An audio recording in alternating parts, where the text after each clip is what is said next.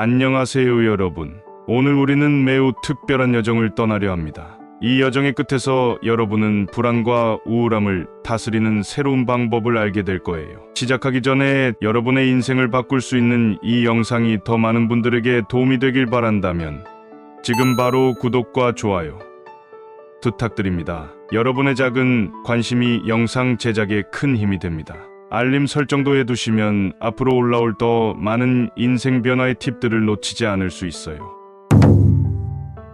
혹시 여러분도 불안하거나 우울한 기분에 자주 휩싸이시나요? 내가 알 수 없는 일에 대해 걱정하고 그 감정에서 쉽게 벗어나지 못하는 일이 많으셨을 겁니다. 저도 마찬가지였어요. 가수 아이유가 팬들에게 한 말이 떠오릅니다. 이 불안한 기분은 절대 영원하지 않고 5분 안에 내가 바꿀 수 있어요. 저도 이 말에 크게 공감했어요. 그런데 실제로 이것을 바꾸는 방법이 있을까요? 놀랍게도 이 감정을 바꾸는 건 우리가 생각하는 것보다 훨씬 쉽습니다. 오늘은 그 답을 철학에서 찾아보려 합니다. 여러분이 들어보셨을 스토아 철학.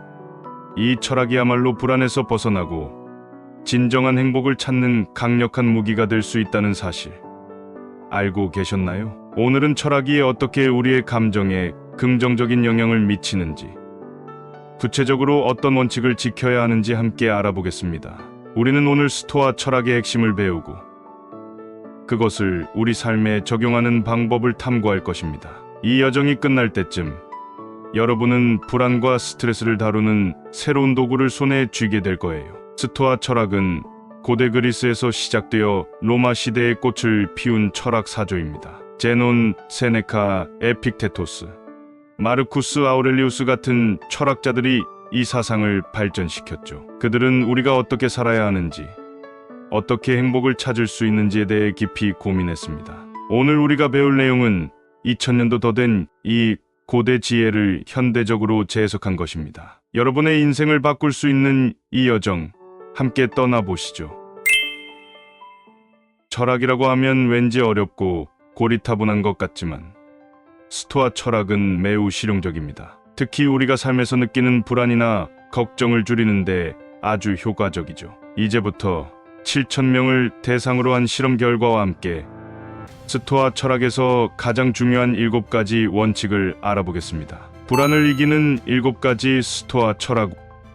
첫째, 내가 통제할 수 없는 것을 인정하라. 이 세상에서 일어나는 대부분의 일은 우리가 통제할 수 없어요. 비행기를 놓치는 일, 날씨가 흐려지는 일, 누군가가 나를 좋아하지 않는 것까지. 이런 일들에 대해 걱정하는 것은 쓸모없다는 걸 스토아 철학은 가르쳐줍니다. 예를 들어 여러분이 중요한 프레젠테이션을 앞두고 있다고 상상해보세요. 발표 내용, 준비, 연습, 이것들은 여러분이 통제할 수 있는 부분입니다. 하지만 청중의 반응, 갑작스러운 기술적 문제, 또는 예상치 못한 질문, 이런 것들은 여러분의 통제 범위를 벗어납니다. 스토아 철학은 우리에게 통제 가능한 것에 집중하고 통제 불가능한 것들은 받아들이라고 조언합니다. 에픽테토스는 이렇게 말했습니다. 당신의 통제하에 있는 것들에 대해서는 자유롭게 행동하세요. 그러나 당신의 통제 밖에 있는 것들에 대해서는 평온함을 유지하세요. 이 말은 우리에게 큰 위안이 됩니다. 둘째, 내 감정은 세상을 바라보는 관점의 산물이다. 우리가 어떻게 생각하느냐에 따라 감정은 달라질 수 있습니다. 같은 상황에서도 누군가는 화를 내고 누군가는 웃어넘기죠. 감정이란 세상을 바라보는 방식에서 나오는 결과물일 뿐이에요. 그래서 내 감정을 내가 바꿀 수 있는 겁니다. 한번 생각해 보세요.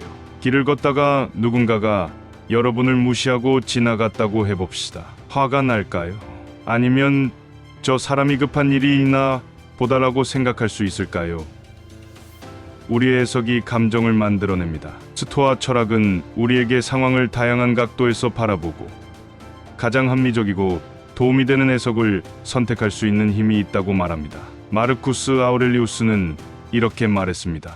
우리를 괴롭히는 것은 일어나는 사건이 아니라 그 사건에 대한 우리의 판단이다. 이 말은 우리에게 큰 힘을 줍니다. 우리가 상황을 어떻게 해석하느냐에 따라 우리의 감정과 반응이 달라질 수 있다는 것을 알려주기 때문이죠. 셋째, 나쁜 일은 누구에게나 일어날 수 있다는 사실을 받아들여라. 살면서 나쁜 일이 일어나지 않는 사람은 없습니다. 스토아 철학은 이런 어려움을 당연하게 받아들이고 그 속에서 배우라고 합니다. 불행은 피할 수 없지만 그에 대한 나의 반응은 통제할 수 있습니다. 유명한 로마 황제이자 스토아 철학자였던 마르쿠스 아우렐리우스는 이렇게 말했습니다. 당신이 아침에 일어날 때 생각하세요. 오늘 나는 방해, 배은망덕, 오만, 사기, 질투, 이기심을 만날 것이다. 이는 부정적인 것이 아니라 현실을 있는 그대로 받아들이고 준비하라는 뜻입니다. 이렇게 마음의 준비를 하면 실제로 어려움이 닥쳤을 때 훨씬 더 잘 대처할 수 있습니다. 예를 들어 여러분이 열심히 준비한 프로젝트가 실패했다고 해봅시다. 실망스럽겠죠. 하지만 스토아 철학자라면 이렇게 생각할 겁니다. 실패는 누구에게나 일어날 수 있어. 이건 내가 더 성장할 수 있는 기회야. 이런 태도는 우리를 좌절에서 벗어나 새로운 도전으로 이끌어줍니다. 넷째, 나는 고립된 개인이 아니다. 인류의 일부분이다. 우리는 혼자 살고 있는 것이 아니라 수많은 사람들과 연결된 존재입니다. 내가 겪는 어려움도 다른 사람들과 나누면 훨씬 더 가볍게 느껴질 수 있죠. 스토아 철학은 이러한 연결성을 강조합니다. 여러분이 힘든 시기를 겪고 있다고 생각해 보세요. 왜 하필 나에게 이런 일이? 라고 생각하기 쉽죠. 하지만 스토아 철학은 우리에게 더 넓은 시각을 가지라고 말합니다. 전 세계에는 비슷한 어려움을 겪는 수많은 사람들이 있습니다. 우리는 혼자가 아닙니다. 이런 인식은 우리에게 위로가 되고 때로는 힘든 상황을 극복할 수 있는 용기를 줍니다. 세네카는 이렇게 말했습니다. 우리는 같은 바다를 항해하는 선원들이다. 이 말은 우리가 모두 연결되어 있으며 서로를 도와야 한다는 것을 상기시켜 줍니다. 다섯째, 내가 가진 것은 내 것이 아니라 빌린 것이다. 돈, 명예, 건강 등 우리가 가진 모든 것은 언젠가 돌려줘야 할 것들입니다. 이것을 깨닫게 되면 지금 내가 가진 것들에 대해 더 감사할 수 있게 되고 잃었을 때도 큰 상처를 받지 않게 됩니다. 예를 들어 여러분이 가장 아끼는 물건을 생각해 보세요. 그것이 영원히 여러분의 것이 아니라 잠시 빌린 것이라고 생각하면 어떨까요? 이런 관점은 우리가 소유한 것들에 대해 과도하게 집착하지 않도록 도와줍니다. 동시에 지금 이 순간 우리가 가진 것들에 대해 더욱 감사하게 만들어줍니다. 에픽테토스는 이렇게 말했습니다. 당신이 사랑하는 것을 잃었을 때 그것을 돌려주었다고 말하세요. 이는 우리가 가진 모든 것이 언젠가는 돌려줘야 할 것임을 상기시켜줍니다. 여섯째, 현재에 집중하라. 스토아 철학은 현재에 집중하는 것의 중요성을 강조합니다. 과거에 대한 후회나 미래에 대한 불안은 우리를 불행하게 만들 뿐입니다. 진정한 행복은 지금 이 순간에 있습니다. 마르쿠스 아우렐리우스는 이렇게 말했습니다. 현재에 집중하세요. 모든 생각을 현재의 문제에만 집중하세요. 이는 우리가 지금 이 순간을 충실히 살아갈 때 진정한 평화와 행복을 찾을 수 있다는 것을 의미합니다. 예를 들어 여러분이 일을 하고 있을 때 과거의 실수나 미래의 불확실성에 대해 걱정하는 대신 지금 하고 있는 일에 온전히 집중해 보세요. 그럴 때 우리는 더 효율적으로 일할 수 있고 더 큰 만족감을 얻을 수 있습니다. 일곱째, 자연의 섭리를 받아들여라. 스토아 철학은 우리가 자연의 일부라는 것을 강조합니다. 자연의 섭리, 즉 우주의 질서를 받아들이고 그에 따라 살아가는 것이 중요하다고 말합니다. 에픽테토스는 이렇게 말했습니다. 세상 돌아가는 대로 살아가기를 바라지 말고 세상이 돌아가는 대로 살아가라. 이는 우리가 현실을 있는 그대로 받아들이고 그 안에서 최선을 다해야 한다는 것을 의미합니다. 예를 들어 갑작스러운 비로 야외 계획이 취소되었다고 해봅시다. 스토아 철학자라면 이렇게 생각할 겁니다. 이 비는 자연의 일부야. 내가 바꿀 수 없어. 대신 이 시간을 어떻게 의미 있게 보낼 수 있을까? 이런 태도는 우리를 불필요한 스트레스에서 벗어나게 해줍니다. 이 7가지 원칙은 단순해 보이지만 우리의 삶을 근본적으로 변화시킬 수 있는 힘을 가지고 있습니다. 이제 이 원칙들이 실제로 어떤 효과가 있는지 살펴보겠습니다. 철학이 우리 삶에 실제로 도움을 줄 수 있다는 사실, 잘 믿기지 않으시죠?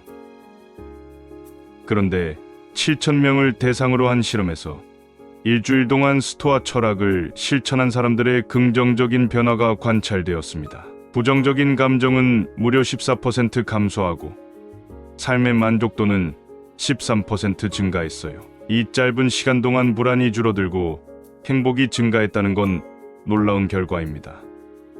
철학을 내 삶에 받아들이기만 해도 감정적인 변화가 일어난다는 것이죠. 이 실험에서 참가자들은 매일 아침 10분씩 스토아 철학의 원칙들을 떠올리고 명상했습니다. 그리고 하루 동안 이 원칙들을 적용하려고 노력했죠.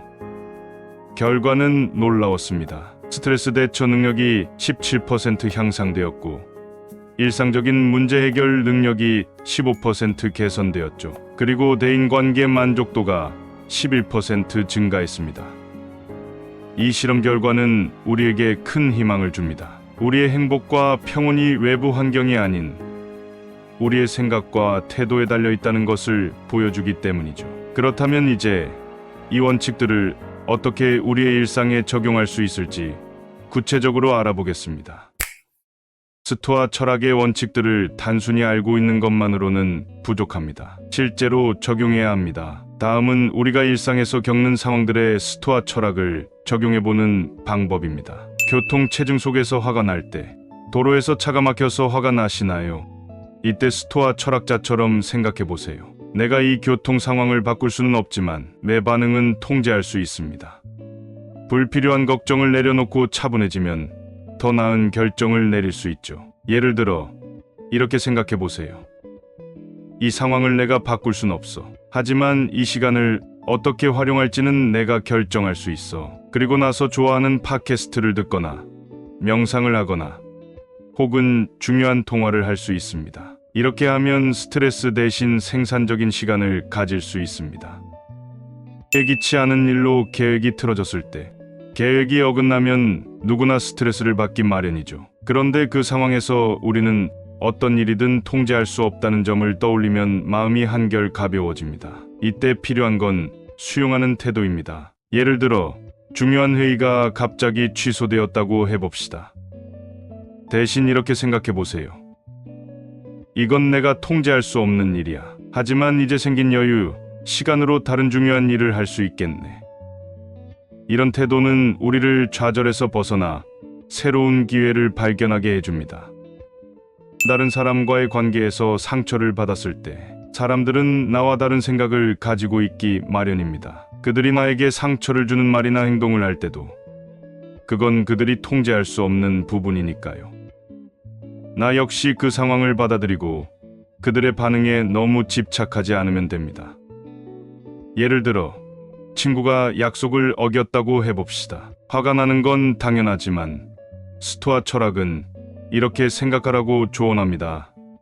친구의 행동은 내가 통제할 수 없어. 하지만 내 반응은 내가 선택할 수 있지. 그리고 나서 친구와 대화를 나누며 서로의 입장을 이해하려 노력할 수 있습니다.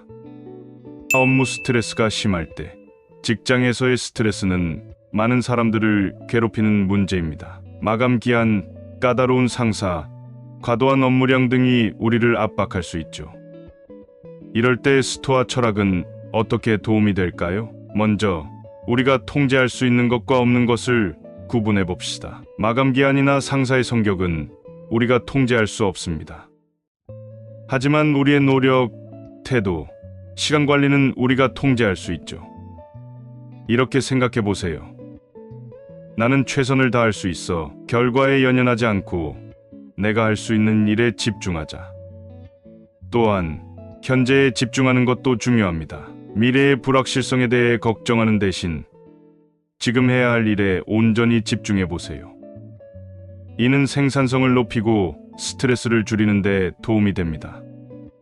건강 문제로 걱정될 때, 건강 문제는 많은 사람들에게 큰 불안 요소입니다. 특히 우리가 통제할 수 없는 부분이 많기 때문이죠. 하지만 스토아 철학은 이런 상황에서도 우리에게 평온을 줄 수 있습니다.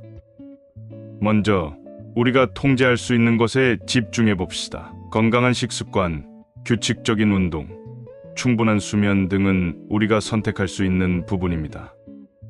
반면 유전적 요인이나 예상치 못한 질병은 우리가 통제할 수 없죠. 에픽테토스의 말을 떠올려 봅시다. 우리를 괴롭히는 것은 사건 그 자체가 아니라 그 사건에 대한 우리의 판단이다. 건강 문제가 생겼을 때 우리는 이렇게 생각할 수 있습니다. 이 상황은 어렵지만 나는 최선을 다해 대처할 수 있어. 지금 이 순간 내가 할 수 있는 일에 집중하자.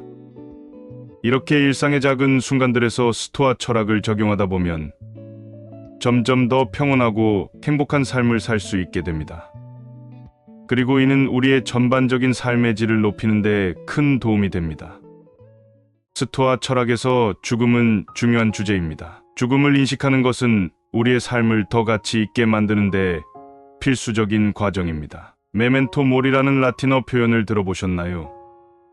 언젠가 죽을 것임을 기억하라라는 뜻입니다. 이 개념을 받아들이면 우리는 시간의 소중함을 더욱 깊이 인식하게 되고 우리가 살아가는 매 순간을 더 소중히 여기게 됩니다. 스티브 잡스는 스탠포드 대학 졸업식 연설에서 이렇게 말했습니다. 죽음이라는 것을 염두에 두는 것은 제가 인생의 중요한 선택들을 하는데 가장 중요한 도구가 되었습니다. 이는 스토아 철학의 핵심을 정확히 짚어낸 말입니다. 죽음을 인식한다는 것은 우리의 삶을 더욱 충실하게 만듭니다. 불필요한 걱정이나 미루기를 줄이고 정말로 중요한 것에 집중할 수 있게 해주죠. 이는 결국 우리의 삶을 더욱 의미 있고 풍요롭게 만드는 힘이 됩니다. 예를 들어 여러분이 항상 하고 싶었지만 미뤄왔던 일이 있다고 해봅시다. 새로운 언어를 배우거나 오래된 친구에게 연락하는 것일 수도 있죠. 메멘토 모리의 관점에서 생각해보면 이런 질문을 하게 됩니다. 만약 내일이 내 인생의 마지막 날이라면 나는 무엇을 하고 싶을까? 이런 생각은 우리가 진정으로 가치 있게 여기는 일에 집중하도록 도와줍니다. 하지만 주의할 점이 있습니다. 죽음을 인식한다는 것이 죽음을 두려워하거나 우울해하라는 뜻은 아닙니다. 오히려 그 반대입니다. 죽음을 자연스러운 과정으로 받아들이고 그것이 우리의 삶을 더욱 의미 있게 만드는 도구가 되도록 하는 것이 중요합니다. 세네카는 이렇게 말했습니다. 매일을 마지막 날처럼 살아라. 이는 우리가 매 순간을 소중히 여기고 후회 없는 삶을 살아야 한다는 것을 의미합니다. 이런 태도는 우리의 삶을 더욱 풍요롭고 만족스럽게 만들어줄 것입니다. 지금까지 우리는 스토아 철학의 핵심 원칙들과 그것을 일상에 적용하는 방법에 대해 알아보았습니다. 이제 이 철학을 우리의 삶에 꾸준히 적용할 수 있는 실천, 방법들을 살펴보겠습니다. 첫 번째, 아침 명상. 하루를 시작하기 전 5에서 10분 동안 조용히 앉아 명상을 해보세요. 이때 다음과 같은 질문들을 스스로에게 던져보세요. 오늘 내가 통제할 수 있는 것은 무엇인가? 오늘 겪을 수 있는 어려움은 무엇이며 어떻게 대처할 것인가? 오늘 하루 동안 어떤 덕목을 실천할 수 있을까? 이런 명상은 하루를 더 차분하고 집중된 상태로 시작할 수 있게 해줍니다. 두 번째, 저녁 성찰. 하루를 마무리하기 전 그날 있었던 일들을 돌아보는 시간을 가져보세요. 다음과 같은 질문들을 고민해보세요. 오늘 나는 어떤 일을 잘했는가? 어떤 부분에서 개선이 필요한가? 내가 통제할 수 없는 일에 대해 불필요하게 걱정하지는 않았는가? 이런 성찰은 우리가 계속해서 성장하고 발전할 수 있게 도와줍니다. 세 번째, 감사일기 쓰기. 매일 밤 그날 감사했던 일 3가지를 적어보세요. 이는 우리가 가진 것들에 대해 더욱 감사하게 만들어주고 긍정적인 마음가짐을 기르는 데 도움이 됩니다. 네 번째, 불편함 훈련. 때때로 의도적으로 약간의 불편함을 경험해보세요. 예를 들어 차가운 물로 샤워를 하거나 하루 동안 단 음식을 먹지 않아 보는 것입니다. 이는 우리가 작은 불편함을 견딜 수 있는 능력을 기르게 해주고 더 큰 어려움에 직면했을 때 더 잘 대처할 수 있게 해줍니다. 5번째, 현재에 집중하기. 일상적인 활동을 할 때 온전히 그 순간에 집중해 보세요. 예를 들어 식사를 할 때는 음식의 맛, 향, 질감에 집중하고 걸을 때는 발 아래 땅의 감촉, 주변의 소리와 냄새에 주의를 기울여 보세요. 이는 현재에 집중하는 능력을 기르는 데 도움이 됩니다. 이러한 실천들은 단순해 보이지만 꾸준히 행하면 우리의 삶에 큰 변화를 가져올 수 있습니다. 스토아 철학의 가르침을 일상 속에서 실천함으로써 우리는 더 평온하고 행복한 삶을 살 수 있게 될 것입니다. 오늘 우리는 스토아 철학의 핵심 원칙들과 그것을 일상에 적용하는 방법에 대해 알아보았습니다. 어쩌면 이 모든 것이 조금은 어렵게 느껴질 수도 있습니다. 하지만 중요한 건 철학이 실제로 우리 삶에 긍정적인 변화를 가져다 줄 수 있다는 점입니다. 불안을 줄이고 행복을 높이는 가장 빠른 방법은 내가 통제할 수 없는 것들에 대한 걱정을 멈추고 지금 이 순간에 집중하는 것입니다. 철학이 그 길을 안내해 줄 수 있어요. 우리는 지금까지 스토아 철학의 7가지 핵심 원칙을 배웠습니다. 내가 통제할 수 없는 것을 인정하기. 내 감정은 세상을 바라보는 관점의 산물임을 이해하기. 나쁜 일은 누구에게나 일어날 수 있다는 사실 받아들이기.